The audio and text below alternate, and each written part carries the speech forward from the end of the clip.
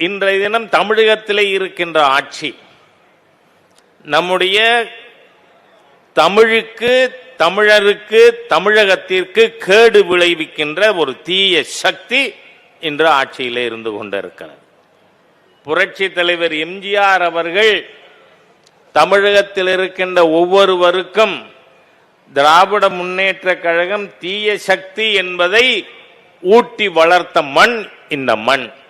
அதனால இன்றைக்கு இருக்கின்ற இந்த தீய சக்திகள் ஆட்சி கட்டிலிருந்து நீக்கப்பட வேண்டும். எங்கிட்ட என்ன கேட்கிறாங்க பத்திரிகை நண்பர்கள், அங்க எண்ணிக்கை கூட இருக்கு, இங்க எண்ணிக்கை கம்மியா இருக்குன்னு. நண்பர்களே, மகாபாரதம் நமக்கு தெரியும். மகாபாரதத்திலே தர்ம யுத்தத்திலே அதர்மத்தின் பக்கம் இருந்தவர்கள் கௌரவர்கள், தர்மத்தின் பக்கம் இருந்தவர்கள் பாண்டவர்கள். தர்மத்தின் பக்கம் இருந்த பாண்டவர்களின் எண்ணிக்கை எவ்வளவு? 5 பஞ்ச பாண்டவர்கள். ஆனால் கௌரவர்கள் எத்தனை பேரு? 100 பேர். அதனால இன்னைக்கு துரியோதனன் ஆட்சி நடந்து கொண்டிருக்கிறது. எண்ணிக்கையிலே அவர்கள் பக்கம் இருப்பவர்கள் கூட இருக்கலாம், ஆனால் தர்மத்தை வெற்றி பெற செய்ய வேண்டியது நம் ஒவ்வொருவருக்கும் கடமையாக இருக்கிறது. ஆகவே இந்த தீய ஆட்சி, ஏனென்றால் நான் 2 வருடங்களாக கேட்டு வருகிறேன், தமிழக முதலமைச்சர் இதுவரை அதற்கு பதில் சொன்னது கிடையாது. 2021க்கு முன்பாக பாரத நாட்டிலேயே தி மோஸ்ட் நார்கட்டிக் இன்ஃபெஸ்டட் ஸ்டேட், அதாவது போதைப் பொருட்கள் அதிகமாக புழங்கிய மாநிலம் பாரத நாட்டில் பஞ்சாப். இன்னைக்கு எது? தமிழ்நாடு.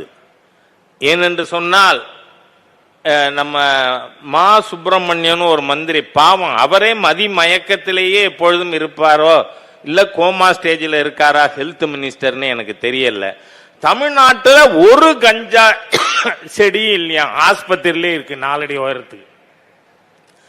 கஞ்சா செடியே கிடையாது தமிழ்நாட்டில்னு சுகாதாரத்துறை அமைச்சர் பேசுறாரு.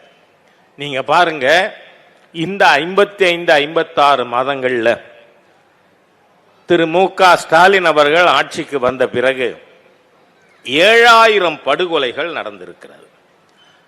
உயிர் பறிப்பதற்கான முயற்சிகள், அட்டெம்ப்ட் டு மர்டர்.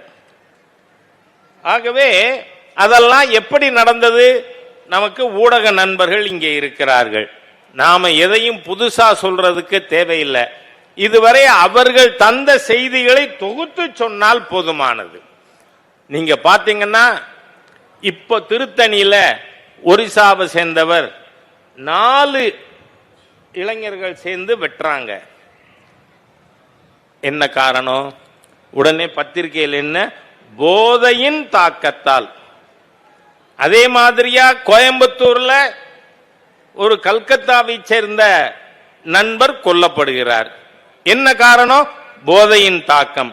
ஆகவே இந்த 7000 படுகொலைகள் பின்னாடி என்ன இருக்கு? போதை இருக்கிறது. அப்படியானால் என்ன? ஒரு முழு பூசணிக்காய சோத்துல மறைக்கிற மாதிரியா நம்ம சுகாதாரத்துறை அமைச்சர் சொல்றார், தமிழ்நாட்டில் ஒரு கஞ்சா செடி கூட இல்ல, 0 கஞ்சா செடியா தமிழ்நாட்டில். அடேங்கப்பா, பொய் சொல்றதுக்கும் ஒரு எல்லை வேண்டாமா? பிளே ஸ்டோர் மற்றும் ஆப் ஸ்டோரில் இருந்து பாலிமர் செயலியை QR கோடு மூலம் பதிவிறக்கம் செய்யுங்கள். செய்திகளை உடனுக்குடன் பெறுங்கள்.